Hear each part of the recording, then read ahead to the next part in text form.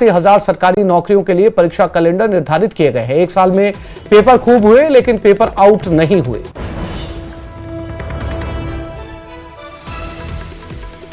अभी तक हमने युवाओं को लगभग 47,000 नियुक्तियां देने का हमारी सरकार ने एक वर्ष में काम किया है। आने वाले 12 जनवरी को हम लगभग 10-12 हजार और हम नियुक्ति देने वाले हैं। और आज का पेपर आपने पढ़ा होगा, जो हमारे युवा भाई हैं जो परीक्षा देना चाहते हैं वो असमंजस में रहते थे कि इसकी विज्ञप्ति कब निकलेगी। आज हमने पूरा कैलेंडर जारी किया है, 81,000 वैकेंसियों का कैलेंडर जारी किया है। मैं युवा भाई बहनों से कहना चाहता हूं, आप पढ़िए, मेहनत करिए और जौन सा पेपर आपको देना है उसकी डेट पूरी 1 साल की हमने आज ही पूरी तरह से निकाल दी है। मकर संक्रांति पर पतंगबाजी को लेकर पशुपालन विभाग ने सभी जिला कलेक्टर्स को एडवाइजरी जारी की है। पशुपालन विभाग ने सभी कलेक्टर से एनजीटी के आदेशों की पालना सुनिश्चित करने के निर्देश दिए। एडवाइजरी में एक और जहां चाइनीज मांझे के विक्रय और उपयोग पर प्रतिबंध पालना के निर्देश दिए हैं, तो उल्लंघन करने वालों के खिलाफ कार्रवाई करने के भी निर्देश दिए गए हैं। इस रिपोर्ट में देखिए।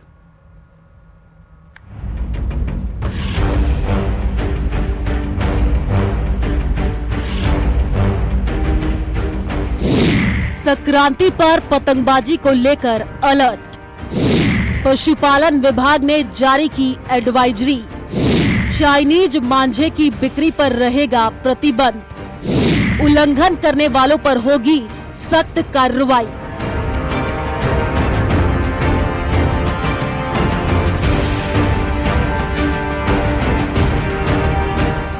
मकर संक्रांति 14 जनवरी को है, लेकिन उससे पहले ही राजधानी जयपुर समेत प्रदेश के अलग अलग जिलों के आसमानों में पतंग का जमघट लगना शुरू हो गया है। पतंगबाजी को हर कोई एंजॉय करता है, लेकिन इसके कई खतरे भी हैं। कई लोग खतरनाक चाइनीज मांझे से पतंगबाजी करते हैं, जो कई बार किसी की जान जाने की वजह भी बन जाता है। साथ ही पतंगबाजी के कारण पक्षी न सिर्फ घायल होते हैं बल्कि उनकी मौत भी हो जाती है। ऐसे में पशुपालन विभाग ने प्रदेश के सभी जिलों के लिए पतंगबाजी को लेकर आमजन के हित और पक्षियों की सुरक्षा के लिए एडवाइजरी जारी की है। मकर संक्रांति पर घातक मांझे से पतंगबाजी करने वालों की अब खैर नहीं है। पशुपालन विभाग अभी से ही इसे लेकर सक्रिय हो गया है। पशुपालन विभाग ने तमाम जिला कलेक्टर्स को एक एडवाइजरी जारी की है और साफ तौर पर एनजीटी के आदेशों की पालना करने के निर्देश दिए हैं। साफ तौर पर इस एडवाइजरी में कहा है कि एनजीटी ने जिस प्रकार के इन घातक मांझों पर प्रतिबंध लगाया है उसकी पालना सुनिश्चित की जाए, क्योंकि चाइनीज मांझा लोगों की जान लेने लगा है। इसको लेकर निर्देश जारी किए गए हैं। चाइनीज मांझा प्लास्टिक का बना होता है, धातु की कोटिंग से बेहद धारदार होता है। पक्षियों को सबसे ज्यादा खतरा रहता है। तारों में फंसने से शॉर्ट सर्किट का खतरा, लोगों के गले पर फंसकर जख्मी करता। सभी जिलों को निर्देश दिए गए हैं कि एनजीटी के आदेशों की पालना में नायलॉन या किसी सिंथेटिक सामग्री से बने मांझे पर पूर्ण प्रतिबंध रहेगा।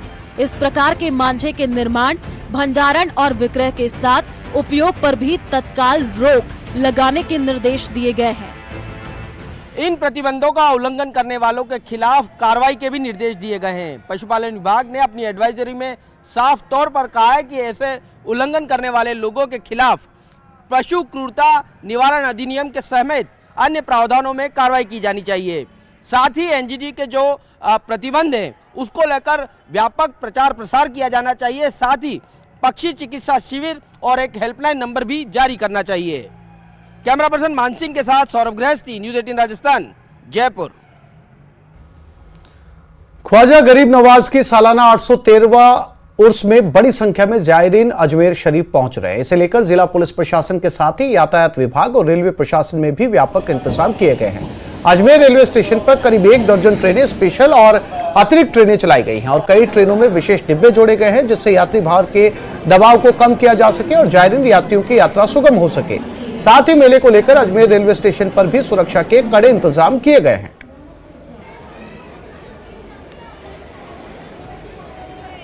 ख्वाजा गरीब नवाज का सालाना उर्स यहाँ पर जारी है। अजमेर में इसे लेकर व्यापक व्यवस्थाएं की गई है। उर्स मेला 1 तारीख को चांद दिखने के साथ ही शुरू हुआ। इसे लेकर ट्रैफिक व्यवस्थाएं भी वो माकूल की गई हैं। जो आने जाने वाले जायरीन हैं उनको लेकर जो है बस सुविधाओं के साथ साथ ट्रेनों की सुविधाएं भी दी गई है। 1 दर्जन से अधिक जो ट्रेनें हैं वो स्पेशल यहाँ पर चलाई गई है, जिससे कि जायरीन जो हैं वो यहाँ पर जियारत के लिए पहुँच सके। कहाँ से आप आए हैं और कहाँ दर्शन करने जा रहे हैं? यहाँ अजमेर जी, केरला अजमेर शरीफ। अजमेर शरीफ पहली बार है। अल्हम्दुलिल्लाह बहुत ठीक ठाक है। अल्हम्दुलिल्लाह बहुत फुर्सत है। ये गनीमत समझना चाहता हूँ। अल्हम्दुलिल्लाह बड़ा दरबार है अजमेर में, यहाँ पर आना सभी को अच्छा लगता है। इस बार उर्स मेले में बड़ी संख्या में तादाद में लोग आ रहे हैं। आप कहाँ से आए हैं और कितने जने आ रहे हैं? हम गुजरात जामनगर जिला से जाम खंबाड़िया से आ रहे हैं। हमारा पूरा ग्रुप आ रहा है। पिछले 28 साल से हर साल हम आते हैं। साल में दो दफ़ा 3 दफ़ा, और हम पूरे भारत वर्ष को के नागरिक को सबको ये बात गरीब नवाज की तरफ से कहना चाहते हैं कि देश में अमन और शांति कायम रहे। तो आप क्या सोचते हैं, ख्वाजा का पैगाम जो है जन जन तक जाना चाहिए? जी ज़रूर जाना चाहिए। और हम बरसों से देख रहे हैं कि हमारी जो हिंदुस्तान की जो ख़ास तौर से सामाजिक संस्कृति जो है वो सब भाइयों के साथ में मिल कर के हिंदू मुसलमान सब अपने त्यौहार भी सब साथ में मिलाते हैं और सब भाईचारे से ही काम करते हैं। कैमरा पर्सन कौशल सेन के साथ अशोक सिंह, न्यूज़ 18 अजमेर। महाराणा प्रताप की जन्मस्थली राजसमंद जिले के मुख्यालय पर महाराणा प्रताप की एक भी सार्वजनिक प्रतिमा नहीं है। ऐसे में जिला मुख्यालय पर नगर परिषद द्वारा कलेक्ट्री परिसर के महाराणा प्रताप गार्डन में लगाई गई है। प्रताप की प्रतिमा करीब 1.5 साल से अनावरण के इंतजार में है। अब इस मुद्दे पर कांग्रेस और बीजेपी के बीच राजनीति भी शुरू हो गई। करीब 1.5 साल पहले राजसमंद नगर परिषद द्वारा कलेक्ट्री परिसर के जेके गार्डन में प्रताप की अष्ट धातु से निर्मित 12 फीट ऊंची अश्वारूढ़ प्रतिमा स्थापित की गई थी, लेकिन नगर परिषद की गलती से इस प्रतिमा की directorate of local bodies Jaipur में जांच चल रही है। इस कारण काफी समय बीतने के बाद भी महाराणा प्रताप की प्रतिमा का अनावरण नहीं हो पा रहा। राजसमंद द्वारा महाराणा प्रताप की प्रतिमा के लिए टेंडर आमंत्रित किया गया और पूरा नगर परिषद परिवार द्वारा परमिशन ली गई बोर्ड बैठक में। उसके बाद नगर परिषद द्वारा टेंडर लगा के मूर्ति मंगाई गई, लेकिन मूर्ति उस समय 30 लाख रुपए का नगर परिषद द्वारा टेंडर लगाया गया था और उसमें मूर्ति 800 किलो की मेटल अष्ट धातु की मूर्ति थी, लेकिन उसका जो स्वरूप था वो थोड़ा सही नहीं लगा। जिलाधीश महोदय ने भी मौका निरीक्षण किया, नगर परिषद की टीम ने, मैंने स्वयं जाके मौका देखा तो मूर्ति का रूप अच्छा नहीं था। तो फिर कलेक्टर साहब और सबने मिलकर कहा भाई इस मूर्ति को चेंज किया जाए, तो हाथों हाथ दूसरी मूर्ति मंगवा दी गई थी। राजसमंद मुख्यालय पर महाराणा प्रताप की एक अश्वारूढ़ प्रतिमा होनी चाहिए थी। उसके लेके यहाँ के जो अन्य कुछ संगठनों ने मिलकर बहुत बार प्रयास भी किया और यह जो जिला परिषद चौराहा है इसको चयनित भी किया कि भाई यहाँ पे एक महाराणा प्रताप की मूर्ति लगे, लेकिन उस समय कांग्रेस के जो चेयरमैन हैं उन्होंने आनंद फानंद में श्रेय लेने के चक्कर में महाराणा प्रताप गार्डन में मूर्ति लगा तो दी थी, लेकिन वो मूर्ति भी अच्छी नहीं लगी। फिर शहर वालों ने विरोध किया तो उन्होंने एक नई मूर्ति लगाई। अब क्या कारण रहा है कि वो अनावरण नहीं करा पाए। अब हम प्रयास करेंगे कि जल्दी महाराणा प्रताप जी की मूर्ति का अनावरण हो। उसके लिए हमारे जनप्रतिनिधियों से बात करके कोशिश करेंगे कि महाराणा प्रताप जयंती आए उससे पहले अश्वारूढ़ प्रतिमा शहरवासियों को मिले। और जम्मू कश्मीर से बड़ी खबर, बांदीपुरा में सेना का ट्रक खाई में गिर गया। राजसमंद के बैरोड का एक जवान शहीद हुआ। हादसे में 4 जवान शहीद, 2 जवान घायल। शहीद का पैतृक गांव में सैन्य सम्मान के साथ अंतिम संस्कार होगा। घायल जवानों को नजदीकी अस्पताल में भर्ती करवाया गया है।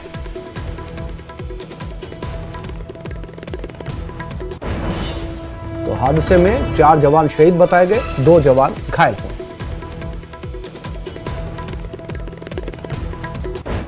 राजसमंद के 4 भुजा से खबर, धर्म के नाम पर अवैध धर्मांतरण का खेल। सरस का गुड़ा बोरड गांव में हिंदुओं की जमीनों पर मजारें। ग्रामीणों ने लगाया धार्मिक भावनाओं से खिलवाड़ और धर्मांतरण का आरोप। विरोध में ग्रामीण और हिंदू संगठनों के कार्यकर्ता आमसभा कर रहे हैं। 4 भुजा के होली थान में किया जा रहा हिंदू धर्म सभा का आयोजन। भोले भाले ग्रामीणों और दलितों को टोले टोटके के नाम पर भ्रमित करने का आरोप है। प्रशासनिक अधिकारियों ने दोनों जगह का मौका मुआयना किया है।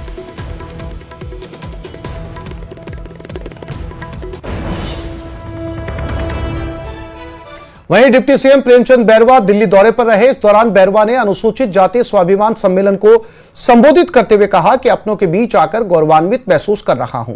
वहीं बैरवा ने कहा, मोदी जी ने दलितों के उत्थान के लिए बहुत कार्य किए हैं। जी ने अस्पृश्यता के विरुद्ध जो लड़ाई लड़ी है, उससे पूरे देश में जागरूकता फैली है।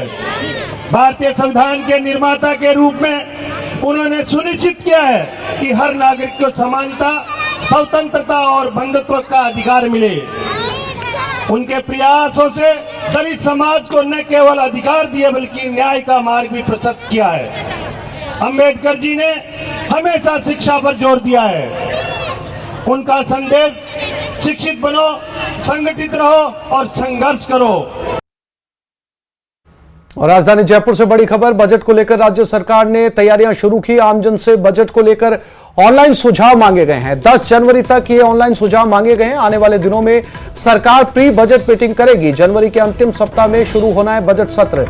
इसको ध्यान में रखते हुए मध्य जनवरी से सुझाव मांगे जाएंगे। किसान, महिला, खिलाड़ी, उद्यमी, स्टूडेंट्स समेत तमाम वर्ग के लोग हर साल सुझाव देते हैं।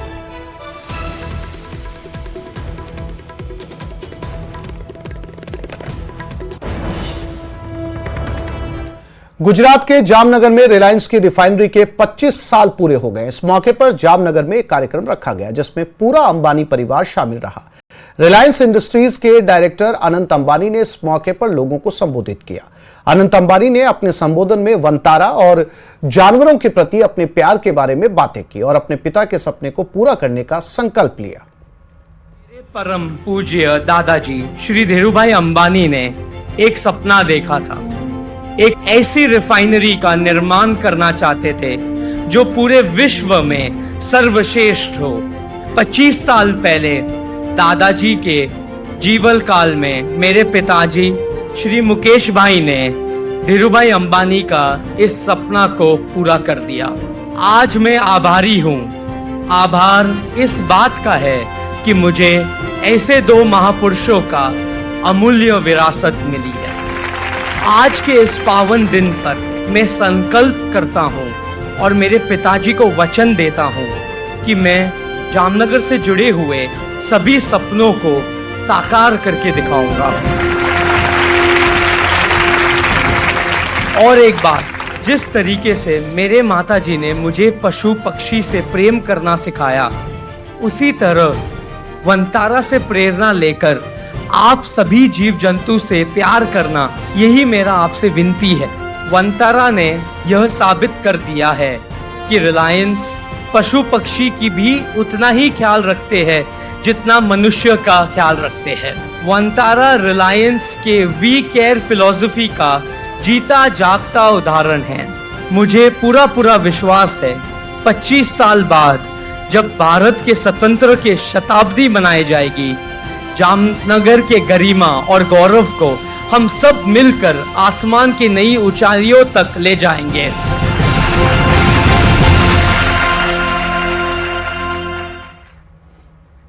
तो गुजरात के जामनगर में रिलायंस की रिफाइनरी के 25 साल पूरे हो गए। इस मौके पर जामनगर में एक कार्यक्रम रखा गया जिसमें पूरा अंबानी परिवार शामिल रहा। रिलायंस फाउंडेशन की फाउंडर और चेयरपर्सन नीता अंबानी ने इस मौके पर लोगों को संबोधित किया जिसमें उन्होंने जामनगर का रिलायंस परिवार से रिश्ते को बताया। नीता अंबानी ने कहा कि जामनगर सिर्फ एक जगह नहीं है बल्कि ये रिलायंस की आत्मा है। ये हमारे दिलों में बहुत गहरा बसा हुआ है। कोकिला मम्मी के लिए ये एक जन्मभूमि है। Jamnagar is not just a place. It is the soul of Reliance. It holds a very deep and dear place in our hearts. For Kokila Mummy, it is a Janma Bhumi, the land of her birth, representing her roots and values. She is here with us today, and all this has been possible only because of her Ashirwad. Thank you, Mummy, for everything that you do for us. For Papa, Shri Dhirubhai Ambani, Jamnagar was his karma bhumi, the land of his vision, his dreams, his destiny. symbolizing his duty, dedication, and purpose. Yesterday was Papa's 92nd birthday. I am sure he is showering his blessings on all of us here in Jamnagar. For Mukesh, it has been his Shraddha Bhumi, the land of devotion and respect. This is where Papa saw the big dream of setting up the world's largest grassroots refinery. And this is where Mukesh helped to bring his father's dream into reality. And for our children, especially Anant, it is his Seva Bhumi, the land of his service and compassion.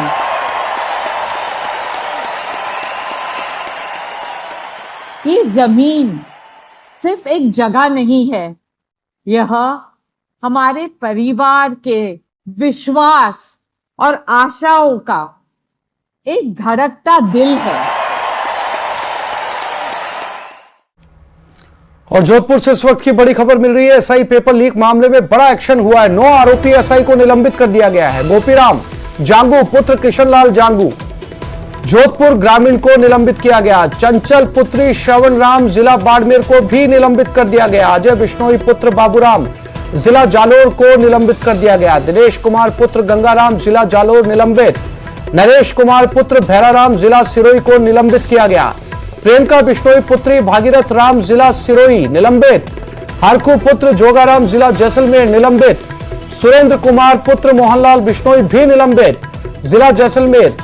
Dinesh Kumar पुत्र भागीरथ राम जिला सिरोही को निलंबित कर दिया गया। ये वो तमाम नाम हैं जो एसआई पेपर लीक मामले से जुड़े थे और इन्हें अब जाकर निलंबित कर दिया गया है जांच में इनके खिलाफ सबूत पाए जाने पर।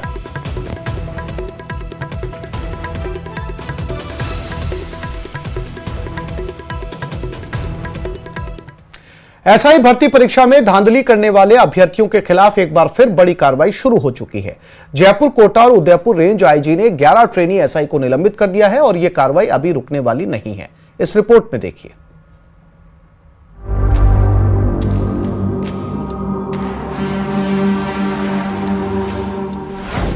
धांधली करने वालों पर फिर गिरी गाज। 11 ट्रेनी सब इंस्पेक्टर पर बड़ी कार्रवाई। एसआई पेपर लीक मामले में ट्रेनी एसआई निलंबित। 4 दिन पहले मिली पोस्टिंग आज सस्पेंड।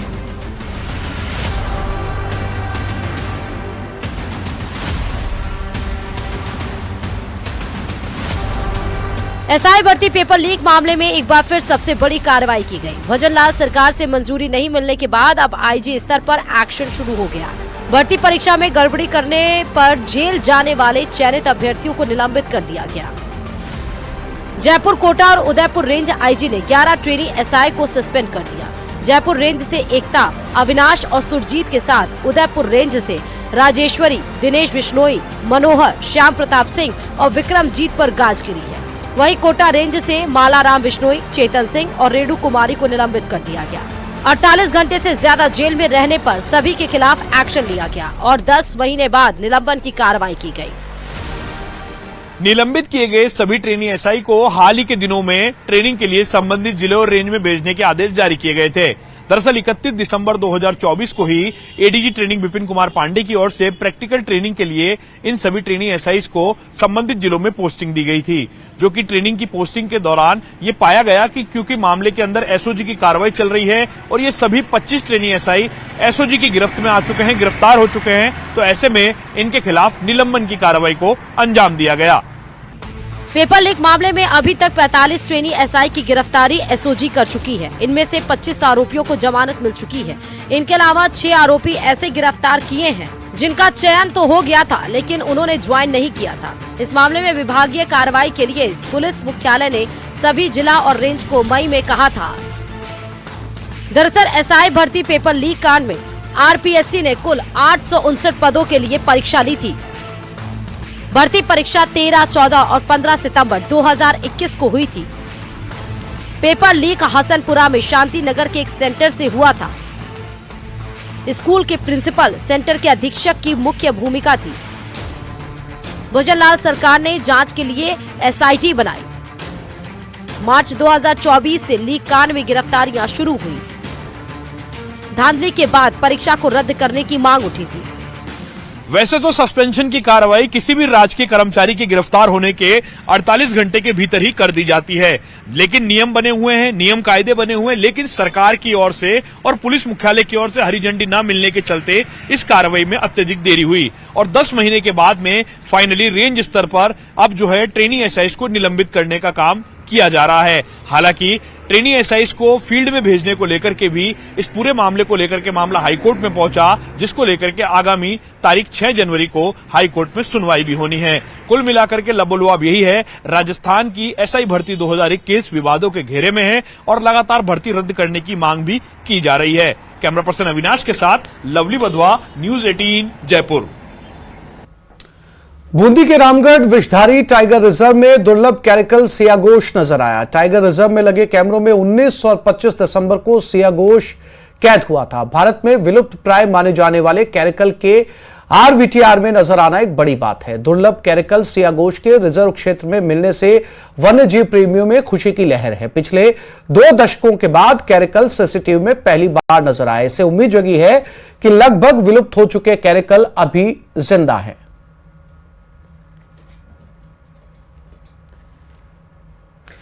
बीजेपी एक बड़ा अभियान चलाने जा रही है। यह अभियान 11 जनवरी से शुरू होगा और 25 जनवरी तक चलेगा। इस अभियान का नाम संविधान गौरव अभियान रखा गया है। इसमें संविधान और डॉक्टर भीमराव अंबेडकर के योगदान पर जोर दिया जाएगा। बीजेपी प्रदेश अध्यक्ष मदन राठौड़ ने कहा कि दुनिया के सभी देशों का अपना अपना संविधान है, लेकिन हमारे देश के कौन सा संविधान बेहतर हो, और वो संविधान आम नागरिक को ध्यान में रखकर बनाया गया था।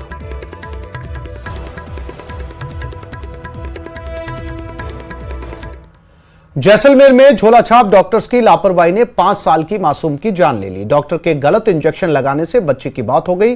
परिजन हत्या और लापरवाही का आरोप लगा रहे। इस रिपोर्ट में देखिए।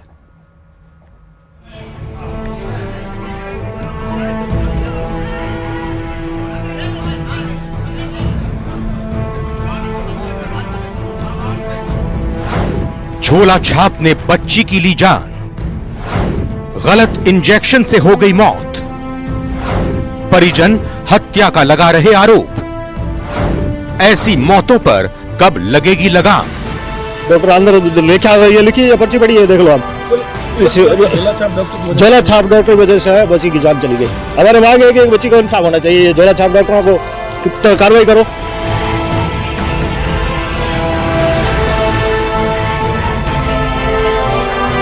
ये तस्वीरें स्वास्थ्य विभाग की लापरवाही की सबसे खौफनाक तस्वीर है। एक गलती और मासूम की जान ले ली गई। एक पूरे परिवार की खुशियों को मातम में बदल दिया। परिवार का रो रो कर बुरा हाल है, लेकिन होगा कुछ नहीं। मासूम की जान का सौदा किया जाएगा और फिर कार्रवाई के नाम पर 0 बटा सन्नाटा हो जाएगा। जी हां, सरहदी जिले जैसलमेर में क्लिनिक के कर्मचारी ने एक मासूम की जान ले ली। परिवार बेटी की सेहत को सुधारने के लिए डॉक्टर के पास गया था, लेकिन उसे क्या पता था कि यही क्लिनिक उसकी जान ले लेगी। ये बच्ची को सुबह घर पे सर्दी जुकाम था, उसके लिए हसन के गांव आसवा जमाल के ढाणे से यहाँ जैसलमेर चेक कराने के लिए लाए थे। तो लाने के बाद में यहाँ जैसे हॉस्पिटल बच्चा वाले हॉस्पिटल आ रहे थे, तो बीच रास्ते में शिव मेडिकल के पास में लड़के आए। उन्होंने बोला कि डॉक्टर साहब अंदर बैठे, यहीं चेक करा लो। वहाँ डॉक्टर मेहता साहब द्वारा चेक किया गया। मेहता साहब ने चेक करके बच्ची को इंजेक्शन लगवा दिया, लिख के दे दिया कि इंजेक्शन लगा दो, जैसे सर्दी जुकाम है उसका इंजेक्शन लगा दो। तो इंजेक्शन लगाया, पता नहीं उन्होंने पर्ची में देखा कि ना देखा, बिन देखे ऐसे किसी ने लगाया। लगाने के सिर्फ 5-7 मिनट 10 मिनट में बच्ची की जान चली गई। जैसलमेर के हसन का गांव धुआ की रहने वाली रवीना की 3 साल की बेटी कागन खान को केवल जुकाम और बुखार की शिकायत थी, जिसके बाद परिवार जैसलमेर में बेटी के अच्छे इलाज के लिए लेकर आया था। उसे एक निजी क्लिनिक में चेक करवाया गया, जहां डॉक्टर ने एक इंजेक्शन लिख दिया। उसे निजी क्लिनिक के संचालक ने ही लगा दिया, जिसके कुछ देर बाद ही बच्ची के मुंह से सफेद झाग निकलने लगे। परिवार उसे सरकारी जवाहर अस्पताल ले पहुंचे, जहां डॉक्टरों ने उसे मृत घोषित कर दिया। अभी तक पता चला उस हिसाब से बच्ची को सुबह बाहर की प्राइवेट क्लिनिशियन को दिखाया था, पीडियाट्रिशियन को, और उन्होंने जो दवाई लिखी थी वो परिजन कहीं बाहर क्लिनिक सेंटर पे कहीं इंजेक्शन लगवाया। इंजेक्शन लगाने के बाद बच्ची की तबीयत बिगड़ी है, तब वहाँ से यहाँ हॉस्पिटल लेके आए थे। यहाँ जब लेके आए थे तब बच्ची ब्रॉड डेड थी, और जो मामला है वो प्राइवेट क्लिनिक का है, यहाँ लेके आए थे खाली। परिजनों का आरोप है कि डॉक्टर और मेडिकल कर्मचारी की गलती के कारण बच्ची की मौत हो गई। मृत बच्ची के परिजनों का गुस्सा फूट पड़ा और वो शिवम मेडिकल और क्लिनिक की दुकान पर पहुंच गए और उस दुकान को बंद करवाने की मांग पर अड़ गए। इसके बाद पुलिस मौके पर पहुंची और दुकान बंद करवाई गई। हमें सूचना मिली कि बच्चा वार्ड में एक बच्ची को लाए थे, चेक कराने पर डेथ घोषित की गई थी। बताया कि बाहर को इंजेक्शन लगाया था, उसके वारिसानों को ऑब्जेक्शन था कि गलत इंजेक्शन लगाने से इसकी डेथ हुई है। बच्ची की शव को मोर्चरी में रखा गया है। परिजनों की जैसी भी रिपोर्ट दी उसके अनुरूप कार्रवाई की जाएगी। बच्ची की मौत पर अब कार्रवाई के आश्वासन का ठप्पा लगाया जा रहा है, लेकिन मौत के जिम्मेदारों पर ठोस कार्रवाई की कोई बात नहीं कर रहा। और कार्रवाई भी क्या होगी, अगले हादसे का इंतजार किया जा रहा है। जैसलमेर से सांवलदान रत्नों की रिपोर्ट। तो इस बुलेटिन में फिलहाल इतना ही। नमस्कार।